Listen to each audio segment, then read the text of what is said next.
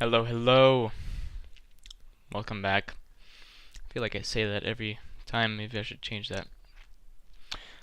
Today I'm going to be talking about vulnerability and masculinity and why crying is good. So let's just dive right in.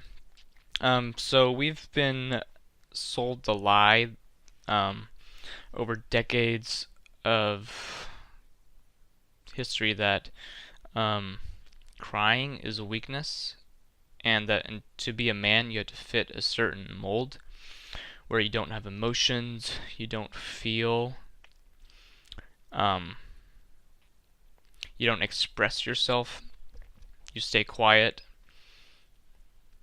When you do feel, it's in anger or pain.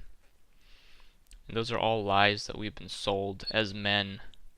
Um, and that's killing us. It's killing us. It's absolutely killing us. And it's leading to a lot of pain, a lot of broken marriages, a lot of broken children because the fathers don't know how to express themselves and how to let their pain out. So they bottle it in and then it comes out in really, really negative ways. Um, it is super, super manly to cry. I just want to say that again. It is super manly to cry. Um, a lot of us have forgotten how to cry because we've shut down our hearts. We've shut down our emotions, our abilities to feel things, our ability to feel pain. And so we haven't, some of us haven't cried in years. But it's super healthy to cry. When we cry, we release things. We release pain. We release anger, bitterness, anything like that.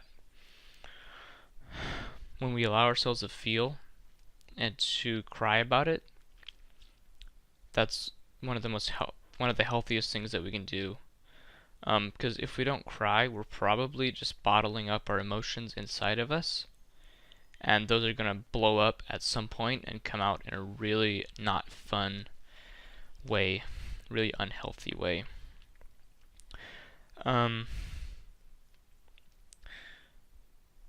Relationships. In healthy relationships, in healthy, deep, intimate relationships, we are seen, known, and loved. And the definition of being loved is being known. That's one of the definitions. So I want to ask you, are you known? Do you feel known by the men and the women in your life? Not all of them. You don't need to go deep with all of them. But you do need a few people in your life that know everything about you.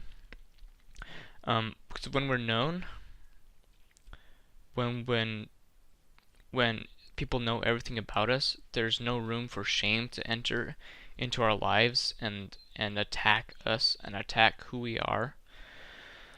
So in relationships, in those few trusted relationships that we have, we need to feel known, and it needs to be a two-way relationship where we know all your secrets and you know all my secrets. And there's nothing that I haven't told you, there's nothing that I feel shame about. There's no opportunity, no open door that I allow shame to get in and lie to me and tell me that if only they knew this about me, they wouldn't love you. So if you have anything like that, you need to get it out of you. You need to tell someone.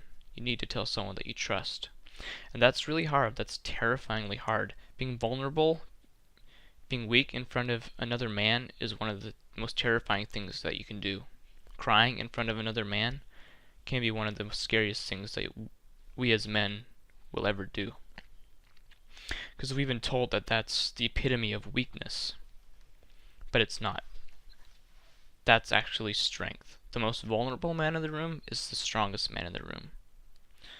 Vulnerability is strength.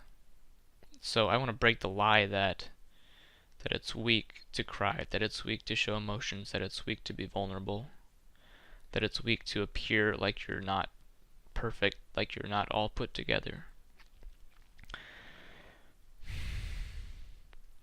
And we need to be vulnerable with the men in our lives, because vulnerability kills shame, like I just said.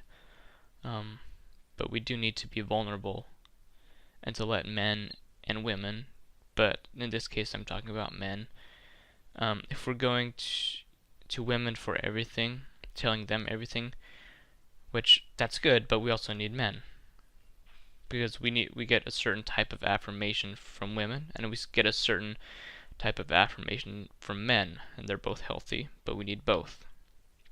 We need to be known and seen and loved by men, by other men. So,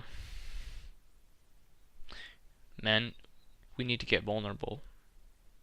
We need to model vulnerability. We need close friends, lifelong covenant relationships, where we each know the other inside and out, where there's no second guessing, there's no doubts as to whether they love us or not. We need to open up, to pursue other men in relationship, and to pursue being known, and to pursue knowing others, knowing and loving others deeply, because relationships, deep, close relationships, are they make up life. Without them, life is pointless, in essence. So we need to pursue that. So as I end, I want to encourage you, men and women. We both need to be known, because to be known is to be loved. But I want to encourage you to pursue vulnerability. Pursue what it looks like to cry. If you haven't cried in a long time, start poking at that thing. Start asking questions. What am I trying to avoid? What pain or suppressed emotion am I trying to run from? And run at that fear, because that will bring life and hope and fulfillment to you. So yeah, you can find more of this over at japhethmast.com. If you're watching this on YouTube, subscribe, share with your friends, and if you have any questions about anything that I talked about today, you can send me a message.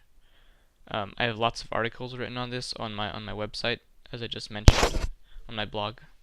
So go read that and go after it.